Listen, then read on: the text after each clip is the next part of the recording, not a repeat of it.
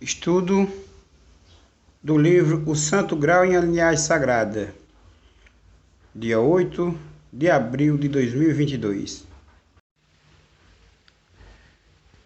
Bom, amigos, irmãos, cavaleiros e amazonas da Nova Ordem de Cristo, continuando aqui quem vos fala é Maxwell Rodrigues, o artista plástico, o grão-mestre da Nova Ordem de Cristo, continuando aqui o estudo da página 27, do livro O Santo Grau e a Linhagem Sagrada, o cerco a Monte Seguro.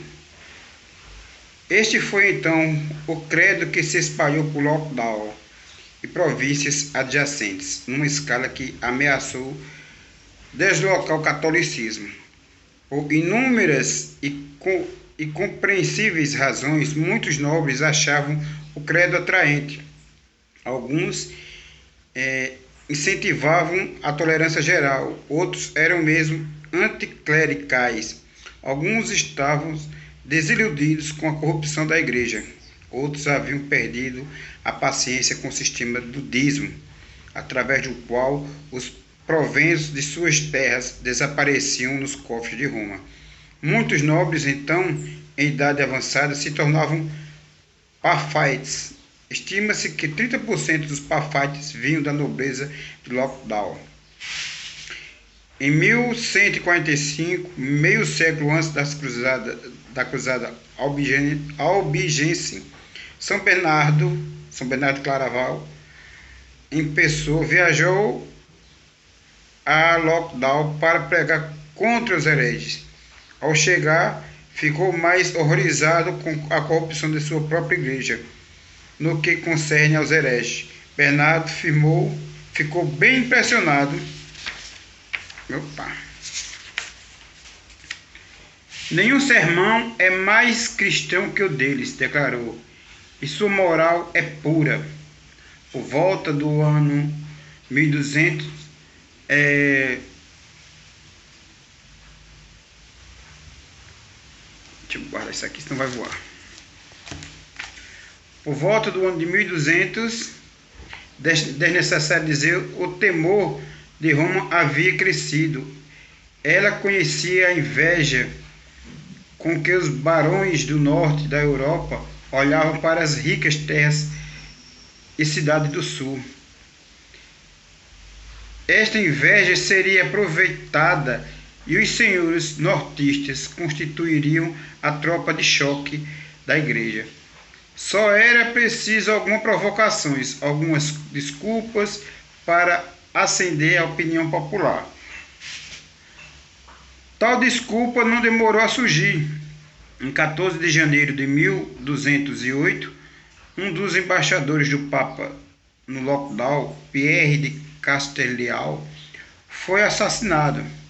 O crime parece ter sido cometido por rebeldes anticlericais, sem nenhuma filiação cátra.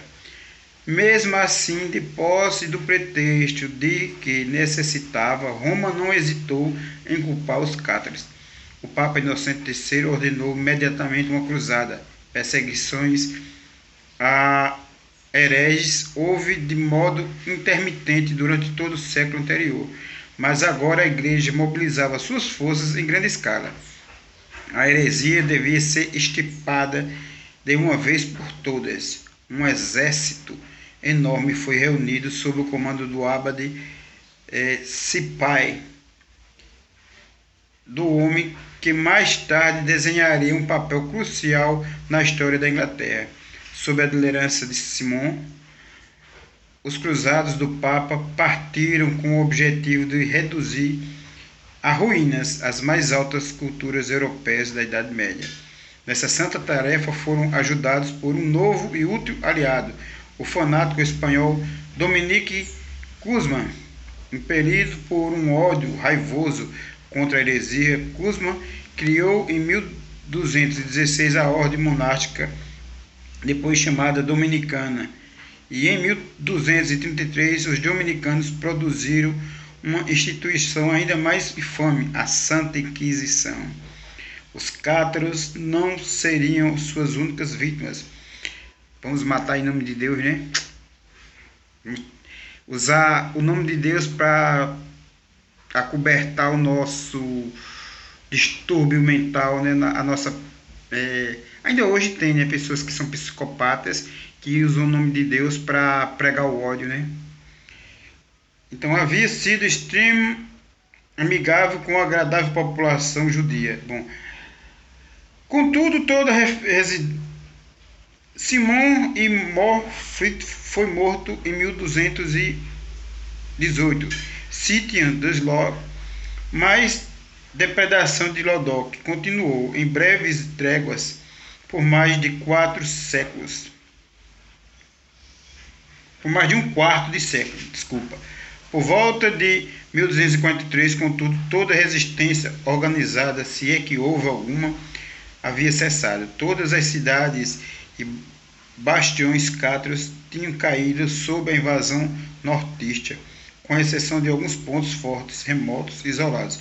Entre eles, o mais importante, Monte Seguro, suspenso como um arco celestial sobre os vales cintilantes. Montsegur foi sitiada durante 10 meses, suportando assaltos e repentinos e mantidos uma existência tenaz. Em março de 1244, a fortaleza finalmente capitulou. O Kharshats cessou de existir, pelo menos ostensivamente no sul da França. Mas as ideias nunca são eliminadas. Montoilon, com base em documentos da época, as atividades dos cátaros sobreviventes quase um século depois da queda de Montsegur, pequenos grupos de hereges continuaram a sobreviver nas montanhas, guerrilhas armadas contra os perseguidores e de conhecimento geral nos arredores de Reims de la Château.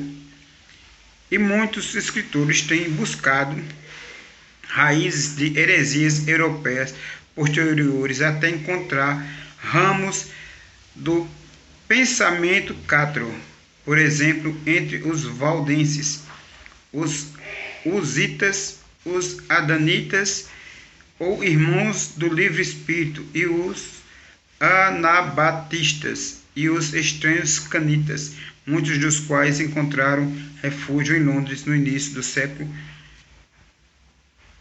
XVIII. Os tesouros cátaros. O misticismo criado em torno dos cátaros cresceu durante a Cruzada Albigense e persiste até hoje. Isto se deve, em parte, ao clima de romance que circunda qualquer causa trágica e perdida. Aquela do príncipe Benis Charlier, por exemplo, como um lastro mágico, uma nostalgia fantástica, uma aura de lenda.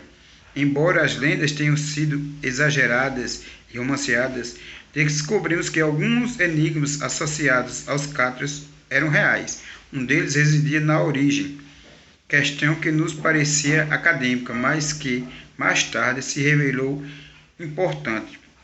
A maioria dos historiadores recentes tem argumentado que os cátaros eram uma derivação dos Bogomil, uma seita ativa na Bulgária, durante o século X e XI, cujos missionários teriam migrado para o oeste. Sem dúvida, os hereges de Lockdown incluíam vários Bogomil, e realmente um pregador Bogomil foi proeminente nas questões políticas e religiosas da época.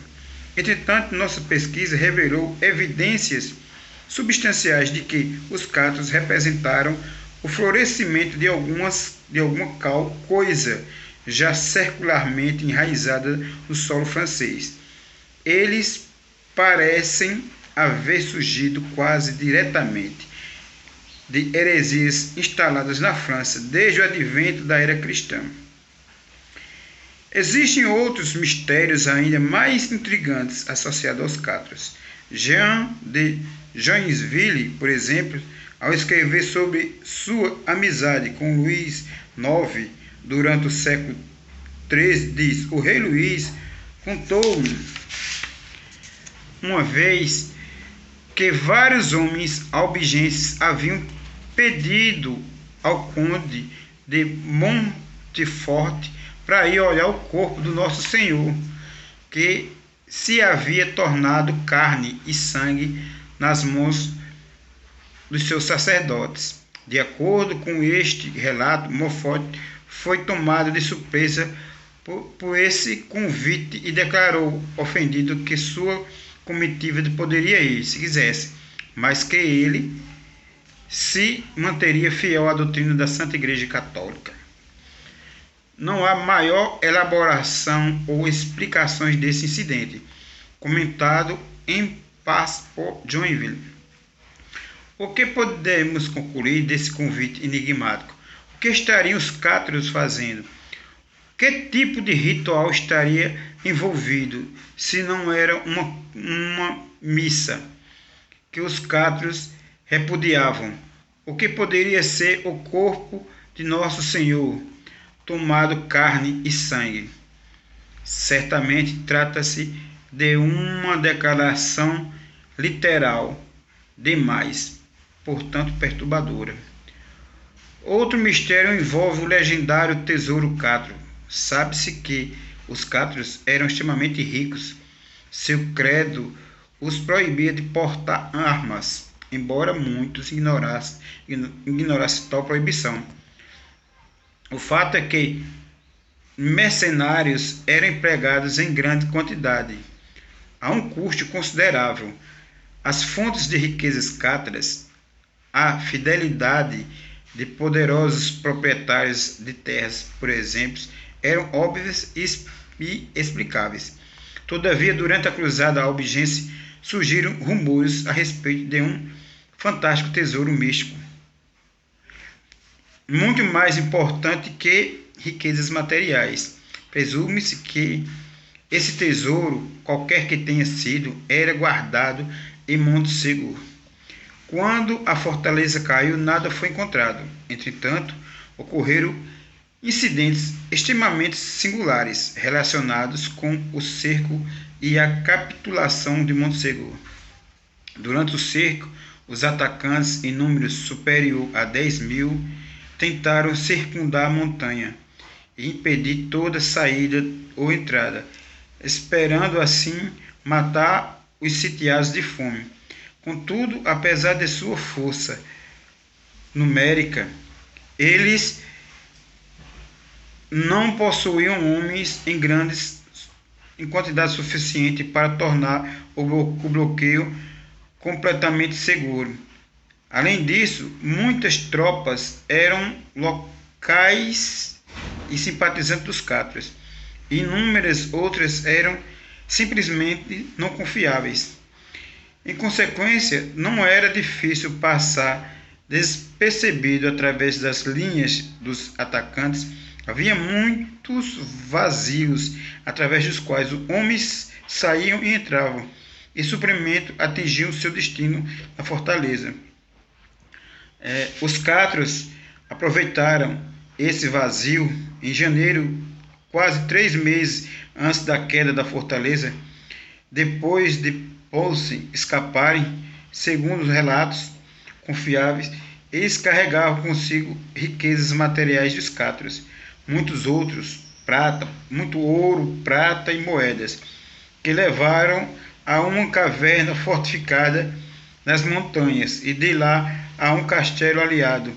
Depois o tesouro desapareceu e nunca mais se ouviu falar dele. Em 1º de março, Montségur finalmente capitulou. Seus defensores eram então menos que 400, 150 a 180 póferes. Os restantes cavaleiros, valetes de sua família. Os termos de rendições propostos eram surpreendentes e tolerantes.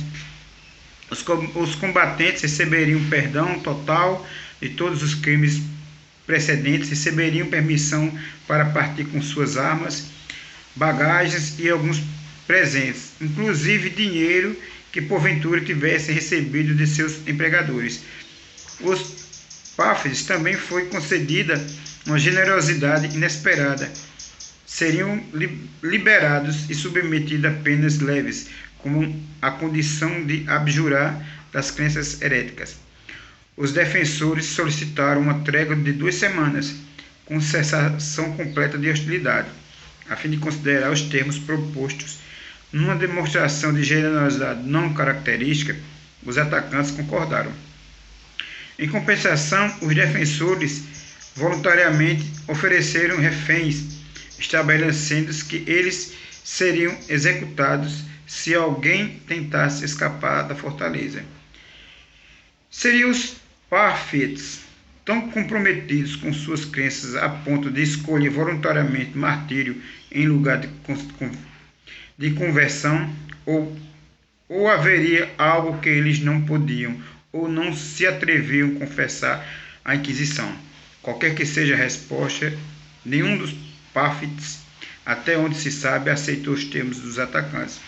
Todos escolheram o martírio. Além disso, pelo menos 20 dos outros ocupantes da fortaleza, 6 mulheres e cerca de 15 combatentes voluntariamente receberam consolumente e tornaram-se párfides, aceitando assim a morte certa. A trégua expirou em 15 de março. Na madrugada do dia seguinte, mais de 200 párfides foram rudemente arrastrados montanha abaixo. Nenhum deles cometeu perjúrio. Como não houve tempo para que se levantassem estacas individuais, eles foram trancados em uma grande cerca ao pé da montanha e queimados em massa. Os remanescentes da milícia, confinados no castelo, eram forçados a assistir, sendo prevenidos de que algum deles procurasse escapar seria morto.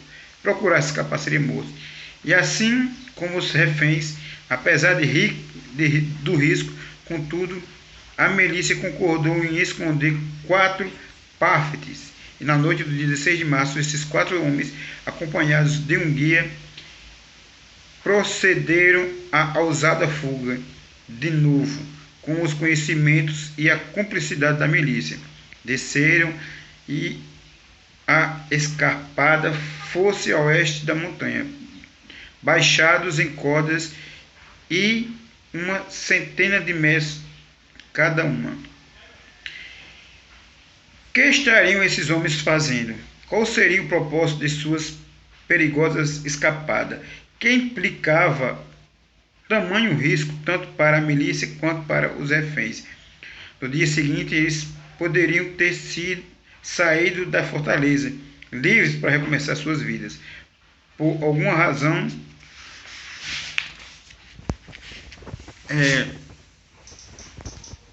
decide. No entanto, embarcaram em uma fuga noturna que poderia facilmente tê-los levado à morte. Segundo a tradição, esses 4 homens carregavam consigo legendários tesouros cátaros, mas um tesouro já havia sido contrabandeado de Montsegur 3 meses antes, e de qualquer forma, quanto tesouro, ouro, prata ou moeda poderiam 3 ou 4 homens carregar nas costas, pendurado em cordas, montanhas abaixo? Se os 4 fugitivos estavam realmente carregando alguma coisa, seria algo diferente de riqueza material. Que poderiam estar carregando? Acessórios de crenças cátaras, talvez livros, manuscritos, ensinamentos secretos, relíquias, objetos religiosos de alguma espécie, talvez algo que por uma ou outra razão não podia cair nas mãos hostis. Isto poderia explicar uma fuga que implicava tal risco para todos. Se alguma coisa tão preciosa tivesse que ser mantida fora do alcance das mãos hostis, porque não havia sido contrabandeada 3 meses antes, junto com o tesouro material? Porque foi retirada da fortaleza até o último e perigoso momento? A data precisa da trégua nos permitiu deduzir uma resposta possível a estas perguntas. Ela foi pedida pelos defensores da fortaleza, que oferecer reféns a fim de obtê-la. Por alguma razão, os defensores parecem ter considerado isso necessário, ainda que dessa forma só conseguissem retardar o inevitável deslance de duas semanas depois. Concluímos que tal demora talvez fosse necessária para ganhar tempo, não um tempo qualquer, mas aquele tempo específico. Ele coincidiu com o equinócio que pode bem ter significado uma condição ritual dos cátaros. Também coincidiu com a Páscoa. Sabe-se que um certo festival aconteceu em 14 de março, véspera da expiração do prazo. Existe pouca dúvida de que a trégua foi solicitada de modo a que o festival pudesse acontecer, e de que este não podia ser realizado em uma data escolhida ao acaso. Qualquer que tenha sido o festival, ele certamente causou forte impressão nos mercenários contratados. Alguns deles se converteram à crença cátara, desafiando assim a morte inevitável. Poderia este fato conter a chave, pelo menos parcial, para se descobrir o que era a coisa contrabandeada de Montsegur 2 noites mais tarde. Essa coisa teria sido necessária para o festival do dia 14. Seria ela instrumental na persuasão de pelo menos 20 dos